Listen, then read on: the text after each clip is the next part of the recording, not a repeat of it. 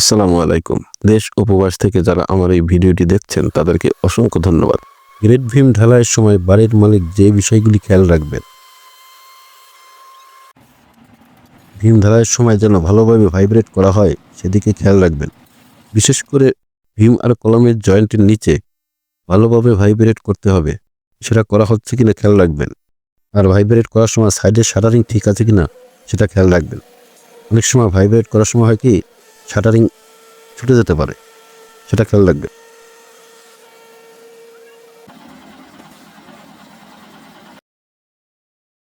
তারপর মিক্সচার মেশিনে মশলা মেশানোর সময় ঠিকঠাক মেশানো হচ্ছে কিনা সেটা ভালোভাবে খেয়াল রাখতে হবে। এক বস্তা সিমেন্টের সাথে 5 জুড়ি খোয়া 3 জুড়ি বালি এই অনুপাতে মশলা মেশানো হয়, সেটা ঠিকঠাক মতো মেশানো হচ্ছে কিনা সেটা খেয়াল রাখতে হবে।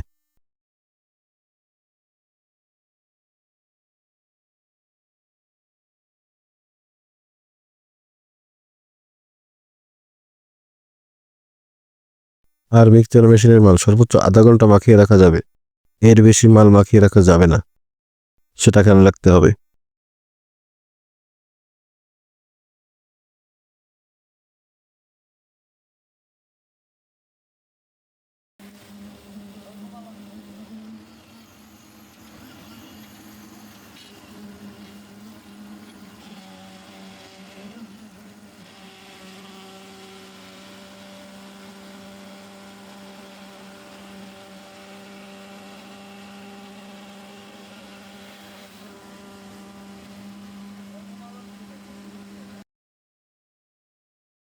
তারপর যে বিষয়টি খেয়াল রাখবেন, ঢালাই ভীমে ঢালার পূর্বে এইভাবে প্রথমে গ্রেটিং দিয়ে নিতে হবে।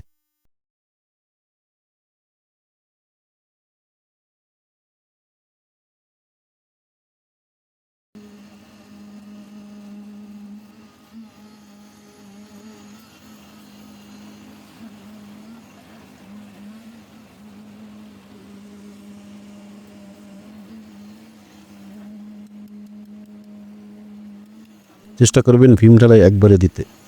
আর যেহেতু ভীম মাটির নিচে থাকে সেজন্য ভীমের কভারিং সব সাইডে 2 ইঞ্চি থাকা ভালো। আর একটা জিনিস করবেন, মিস্ত্রিকে বলবেন এইভাবে একটা কাঠের কাপড় বানাতে, তাহলে হবে কি ঢালাই ঢালার সময় মাল বাইরে পড়বে না।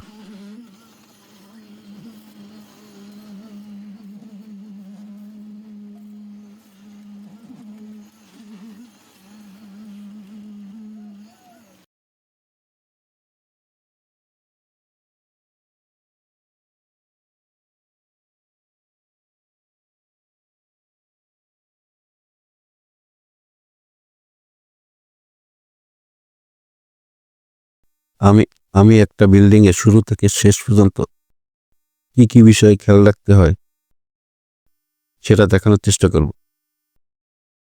সেজন্য অবশ্যই চ্যানেলটি সাবস্ক্রাইব করে রাখবেন। আর ভিডিওটি সম্পর্কে আপনার যদি কোনো মতামত থাকে অবশ্যই কমেন্ট বক্সে জানাবেন। ভিডিওটি দেখার জন্য ধন্যবাদ। আসসালামু আলাইকুম।